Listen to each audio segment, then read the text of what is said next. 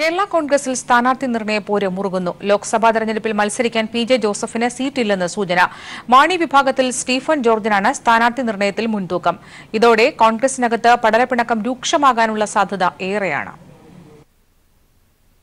കേരള കോൺഗ്രസ് മാണി വിഭാഗത്തിന്റെ കോട്ടയം ലോക്സഭാ സീറ്റിൽ ഏറ്റവും വിശ്വസ്തനായ സ്റ്റീഫൻ ജോർജിനെ സ്ഥാനാർത്ഥിയാക്കാനാണ് ജോസ് കെ മാണിയുടെ തീരുമാനം.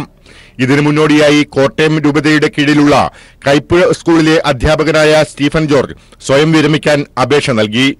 പാർട്ടിയിൽ പി.ജെ. ജോസഫിനെ പൂർണ്ണമായും ഒതുക്കിയാണ് സ്റ്റീഫൻ ജോർജിന്റെ സ്ഥാനാർത്ഥിത്വം ജോസ് കെ മാണി തീരുമാനിച്ചത്. ഇതോടെ പാർട്ടിയുടെ ചുക്കാൻ തന്റെ കൈകളിലാണെന്ന സൂചനയും ജോസ് കെ മാണി പ്രതിയോഗികൾക്ക് നൽകി. നേരത്തെ മാണി ജോസഫ് ലയനത്തെ ശക്തമായി എതിർത്ത സ്റ്റീഫൻ ജോർജ് കടുത്തുരുത്തിയിൽ മോൻസ് ജോസഫിന്റെ സ്ഥാനാർത്ഥിത്വത്തിൽ പ്രതിഷേധിച്ച് പാർട്ടി വിട്ടിരുന്നു.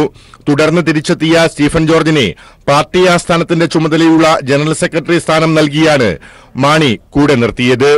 ജോസ് കെ മാണി നയിച്ച കേരള യാത്രയുടെ മുഖ്യ സംഘാടകനും സ്റ്റീഫൻ ജോർജ് ആയിരുന്നു. ജോസഫ് വിഭാഗം ഇടഞ്ഞു നിൽക്കുന്ന സാഹചര്യത്തിൽ ഏറ്റവും വിശ്വസ്തനായ ആളെ വേണം സ്ഥാനാർത്ഥിയാക്കാനെന്ന കെ.എം. മാണിയുടെ ഉപദേശത്തെ തുടർന്നാണ് ജോസ് കെ മാണി സ്റ്റീഫൻ ജോർജിനെ സ്ഥാനാർത്ഥിയാക്കാൻ തീരുമാനിച്ചത്.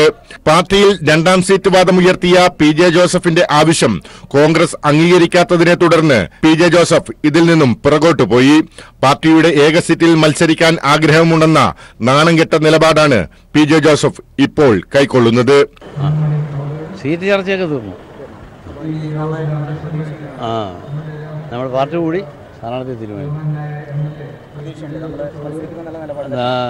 താല്പര്യമുണ്ട്. ഓക്കെ. ലയനത്തിന് ശേഷം തന്റെ ഒപ്പം നിൽക്കുന്നവർക്ക് വേണ്ടത്ര പ്രാതിനിധ്യം ലഭിക്കുന്നില്ലെന്ന പരാതി ഉയർത്തിയ ജോസഫിനെ തന്നെ അപ്രസക്തനാക്കിയാണ് ജോസ് കെ മാണി സ്ഥാനാർത്ഥിയെ നിശ്ചയിച്ച് പാർട്ടിയിലെ തന്റെ പ്രമാണിത്വം വ്യക്തമാക്കിയത്. News bureau, Thiruvananthapuram.